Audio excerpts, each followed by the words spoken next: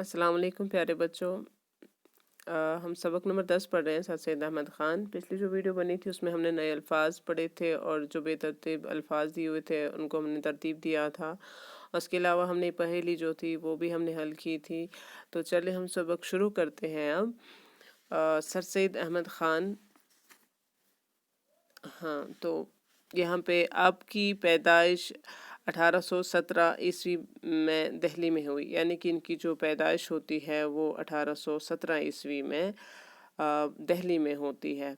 तो आपकी आबा व अजदाद शाहजहाँ के अहद में हेरात से हिंदुस्तान आए और मुगलिया दरबार में मुलाजिम हुए, यानी कि इनके जो बाप दादा हैं वो किन के दौर में आए। यहाँ पे शाहजहाँ का दौर था, जो कि मुग़ल हुकूमत का 5वां बादशाह था शाहजहाँ।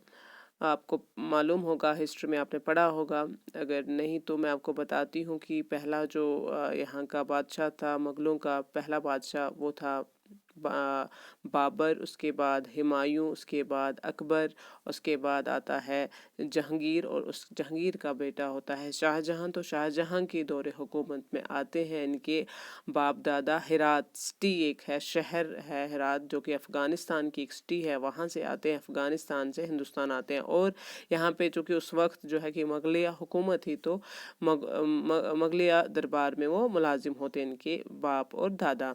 अकबर शाह सानी ने सर सैद के दादा को जवादुल दौला का खिताब अता किया और इनके वालिद को वज़ीर नामज़द किया। जो अकबर शाह सानी, जो दूसरा अकबर नामी बादशाह था मुग़लों का, तो उन्होंने सर सैद अहमद ख़ान के दादा जो थे उनको खिताब अता किया जवादुल दौला का।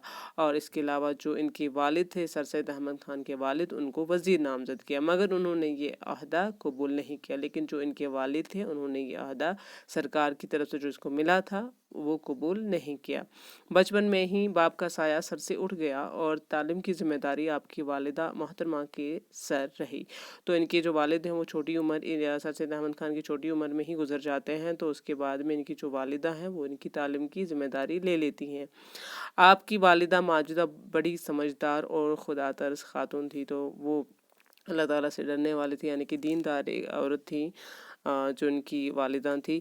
12 साल तक सैयद अहमद ने घर पर ही तालीम हासिल की। उसके बाद उन्होंने दूसरे उस्तादों से पढ़ा। तो 12 साल तक ये घर पे ही तालीम हासिल करते हैं, तो उसके बाद में आगे दूसरे दीगर उस्तादों से ये पढ़ते हैं।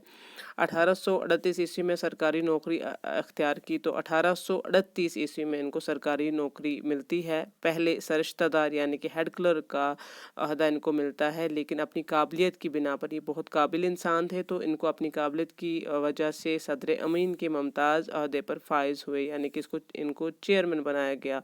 अपनी मेहनत और खुदादाद काबिलियत से, जो कि अल्लाह ताला ने इनको एक अकल बख्शी थी और ये काबिल भी थे, तो तरक्की करते करते ये बिजनौर, जो कि शहर है यूपी का, वहाँ पे ये तहसीलदार के अहदे पे इन्होंने काम किया।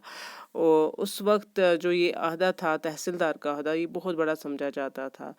तो 30 बरस तक नौकरी करने के बाद पेंशन ले ली। अब ये 30 बरस नौकरी करते हैं, तो उन्होंने वहाँ से पेंशन ली और दिल्ली चले आते हैं। तो वहाँ से यूपी से ये फिर वापस कहाँ आते हैं, दिल्ली।